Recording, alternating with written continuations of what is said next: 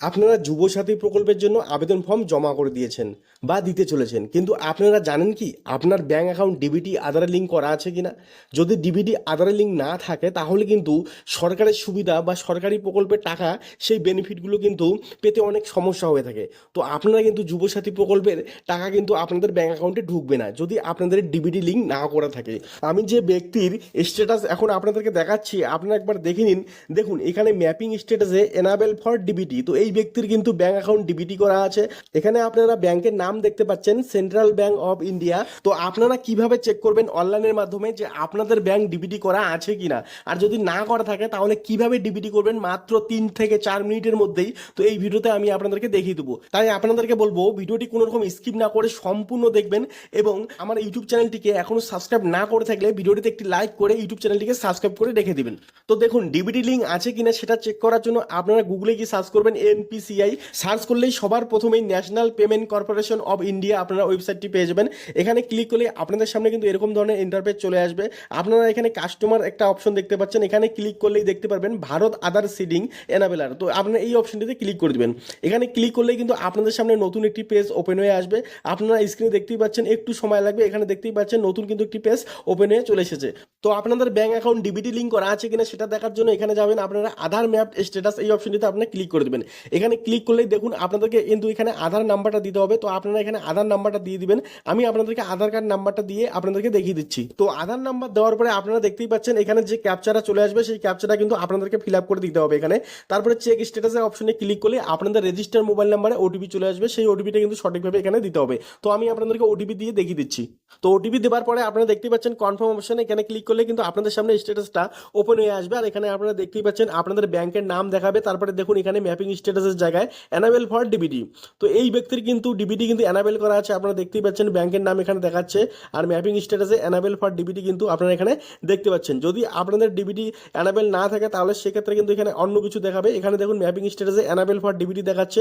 তো এই ব্যক্তির কিন্তু ব্যাংক কিন্তু ডিবিটি করা আছে, আপনার ব্যাংকের নামটাও এখানে দেখতে পাচ্ছেন। তো এইভাবে কিন্তু আপনারাও চেক করে নিতে পারেন অনলাইনের মাধ্যমে যে আপনাদের ব্যাংক ডিবিটি করা আছে কিনা। তো যদি আপনাদের না করা থাকে সেক্ষেত্রে কিন্তু আপনারা ব্যাংক ডিবিটি কিন্তু অনলাইনের মাধ্যমে করে নিতে পারবেন। তো সেটা করার জন্য আপনারা এখানে একটু অপশন পেয়ে যাচ্ছেন। এখানে আপনারা দেখুন আধার সিডিং আর হচ্ছে ডিসিডিং। তো আপনি এই অপশনটিতে ক্লিক করবেন। এখানে ক্লিক করলে কিন্তু আপনাদের সামনে নতুন একটি পেজ চলে আসবে। দেখুন এখানে ক্লিক করলে আপনাদের সামনে এরকম ধরনের পেজ চলে আসবে। তো এখানে দেখুন এখানে আপনাদের সবার প্রথমে কিন্তু আধার নাম্বারটা দিতে হবে। তো আমি এখানে আধার নাম্বারটা দিয়ে আপনাদেরকে দেখিয়ে দিচ্ছি। তো আপনারা কিন্তু ঠিক একইভাবে আপনারা আপনাদের ব্যাংক কিন্তু এখানে ডিবিটি লিঙ্ক করে নিতে পারেন যদি না থাকে। তো এখানে দুটি অপশন পাচ্ছেন, সিডিং আর ডিসিডিং। তো ব্যাংক অ্যাকাউন্ট ডিবিটি করতে হলে সিডিং অপশনে ক্লিক করতে হবে। আর যদি আপনারা ব্যাংক অ্যাকাউন্ট ডিবিটি লিঙ্ক করতে চান না তাহলে সেক্ষেত্রে ডিসিডিং করতে হবে। তো আমি সিডিং করে আপনাদেরকে দেখিয়ে দিচ্ছি। তো এখানে সিডিং অপশনে ক্লিক করলে কিন্তু আপনাদের সামনে কিন্তু এরকম 3টি অপশন কিন্তু চলে আসবে। তো আমি আপনাদেরকে দেখিয়ে দিচ্ছি। দেখুন এখানে 3টি অপশন আপনারা দেখতে পাচ্ছেন। সবার প্রথমে দেখতে পাচ্ছেন ফ্রেশ সিডিং। তো এই অপশনটি আপনারা তখনই সিলেক্ট করবেন যখন আপনাদের কোনো ব্যাংক অ্যাকাউন্ট আপনাদের ডিবিটি না করা থাকে। সেক্ষেত্রে যদি আপনারা ডিবিটি করতে চান সেক্ষেত্রে কিন্তু ফ্রেশ সিডিংয়ে সিলেক্ট করবেন। আর দ্বিতীয়টা দেখুন movement, same bank with another account. আপনাদের ব্যাংক অ্যাকাউন্টে মানে আপনাদের যে ব্যাংক আছে সেই ব্যাংকে যদি দুটো অ্যাকাউন্ট থাকে, একই ব্যাংকে দুটো অ্যাকাউন্ট থাকলে সেক্ষেত্রে আপনারা মুভমেন্ট করে নিতে পারবেন। তবে 3 নম্বর অপশনটা movement from one bank to other bank. তো আপনাদের যদি 2-3টি অ্যাকাউন্ট থেকে থাকে, হতে পারে স্টেট ব্যাংকে আছে, পাঞ্জাব ন্যাশনাল ব্যাংকে আছে, সেন্ট্রাল ব্যাংকে আছে, সেক্ষেত্রে আপনারা মুভমেন্ট করে নিতে পারবেন। তো এখানে আপনার ব্যাংক সিলেক্ট করে নেবেন। এখানে আপনার কোন ব্যাংকটা লিঙ্ক করতে চাচ্ছেন, আপনাদের ডিবিটি করতে চাচ্ছেন সেই ব্যাংকটা সিলেক্ট করে নেবেন। তো আমি এখানে স্টেট ব্যাংক করতে চাচ্ছি, তো সেক্ষেত্রে আমি স্টেট ব্যাংক আমি এখানে করে দেখাচ্ছি।